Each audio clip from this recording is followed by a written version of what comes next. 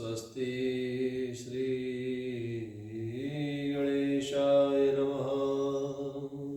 स्वस्ति श्री वेदपुरुषाय नमः। अस्मद् श्री गुरुभ्यो नमः। अस्मद् श्री परम गुरुभ्यो नमः। अस्मद् श्री सर्वगुरुभ्यो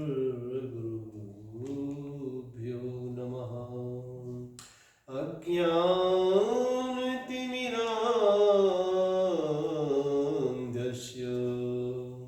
ज्ञानाञ्जनशलाकया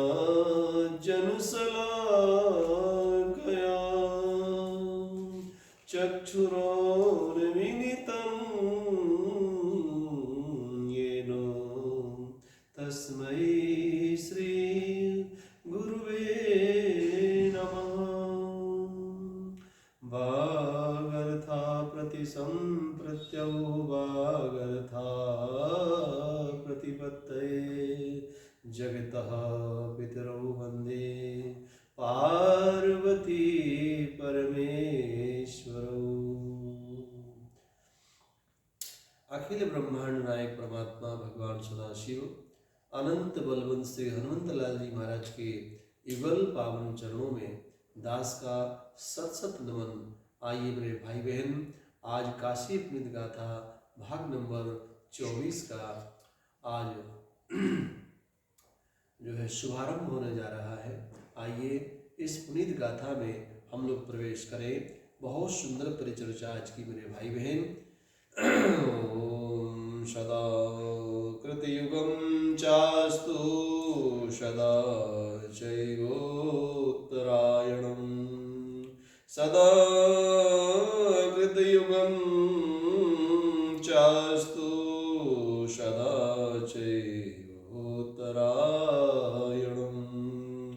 नागृहास्तु दयकृतो दोषो विश्वेश्वरालय।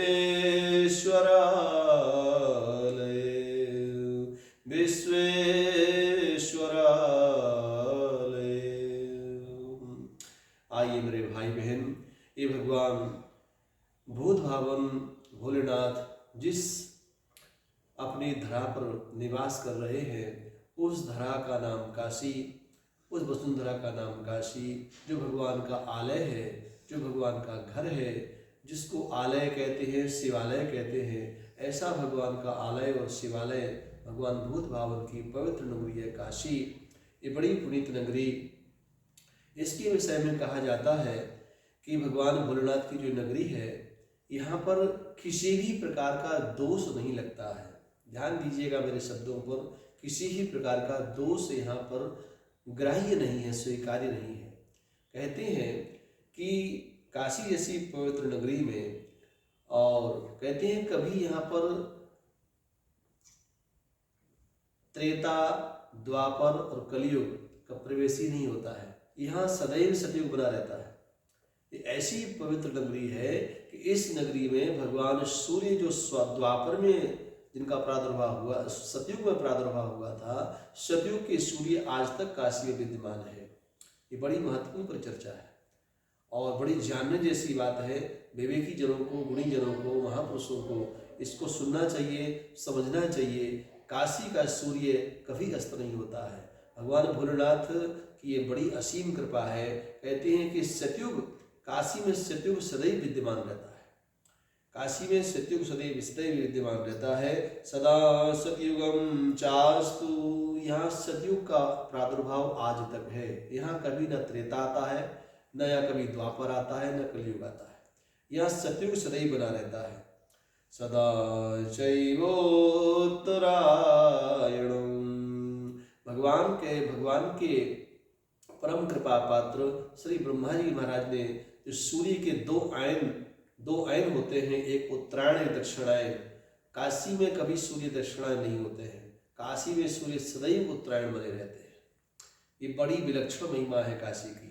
जब सूर्य दक्षिणायन होते ही नहीं है तो कलियुग में कहा जाता है कि यहाँ कभी खरमास भी नहीं लगता है। या खरमास का विधान काशी में नहीं है, या किसी भी प्रकार का दोष नहीं लगता है। ग्रहों से संबंधित ग्राहस्तोदय कृतो दोषो, या किसी भी प्रकार के ग्रहों से संबंधित कोई दोष भी काशी को स्वीकार नहीं है, स्पर्श नहीं होता है। जैसे आपने देखा होगा कि भगवान राम का, भगवान राघव का जिस समय अयोध्या की धरती पर भगवान राम का प्रादुर्भाव हुआ तो कहते हैं कि जोग लगन ग्रहवार तिथि सकल भय अनुकूल, उच्चर अरुचर हर्ष जुत और राम जन्म सुख मूल। कहते हैं कि जोग लग्न ग्रहवार तिथियां ये सब भगवान के अनुकूल थे, कोई प्रतिकूल न था मेरे भाई बहन।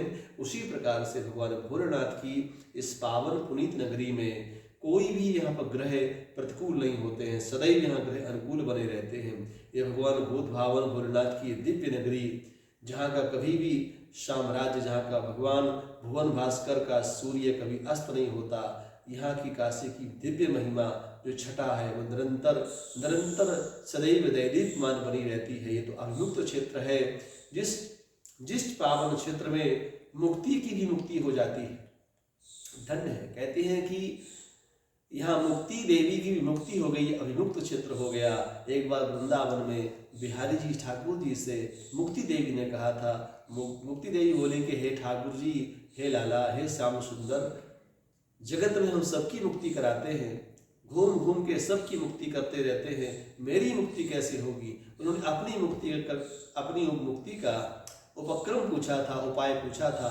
तब श्याम सुंदर ने क्या उत्तर दिया था, सूरदास जी ने सूर सागर में लिखा है कि मुक्ति कहे गोपाल सोर मेरी मुक्ति बताए, मुक्ति कहे गोपाल सो और मेरी मुक्ति बताए। हे गोपाल जी मेरी मुक्ति बताइए। तो श्याम सुंदर क्या बोलते हैं, कहते हैं पड़ी रहो या गैल में, पड़ी रहो या गैल में, जहाँ साधु संत चली जाए और उड़ उड़ रज मस्तक लगे, सो मुक्ति मुक्ति है जाए। धन्य श्याम सुंदर ने मुक्ति का उपाय बताया था। ब्रज के क्षेत्र में वो ब्रजेश है, वो भगवान श्याम सुंदर कहती हैं योगेश है, वो योगेश है, योगेश है, धन्य है योगेश।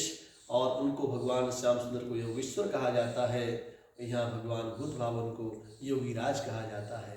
वृंदावन में ठाकुर जी को जो है कहते हैं कि उनको नटवर कहते हैं, भगवान भोलेनाथ को नटराज कहते हैं। और भगवान श्री श्याम सुंदर को कहते हैं कि वो नटवर हैं, ये नटराज हैं, वो योगेश्वर हैं तो ये योगी हैं, वो वृंदावन में रहते हैं, ये तो आनंद वन में रहते हैं। दोनों की भूमिका और दोनों की लीलाओं का विचित्र समन्वय है, विचित्र दिव्यताएं हैं और विचित्र सी समानताएं हैं मेरे भाई बहन। आइए इस पावन पुनीत गाथा को विसर्जन करने की और पूर्णाहुति करने के पूर्व संध्या पर ये इतनी पवित्र गाथा है। कहते हैं कि जिस धरती पर, जिस अभिमुक्त क्षेत्र में जहाँ की मृत्यु भी मंगल है, मरणं मंगलम यत्र विभूतिर्यत्र भूषणं, मरणं मंगलम यत्र विभूतिर्यत्र भूषणं, कौपीनं यत्र कौशेयं, काशी केनोपमीयते।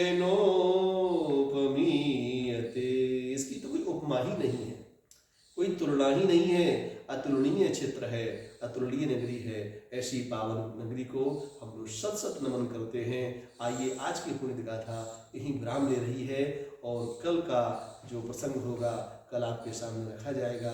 तब तक के लिए सर्वे भवन्तु सुखिनः, सर्वे सन्तु निरामयाः, सर्वे भद्राणि पश्यन्तु, मा कश्चित् दुःखभाग् भवेत्। ओम शांति, ओम शांति, ओम शांति।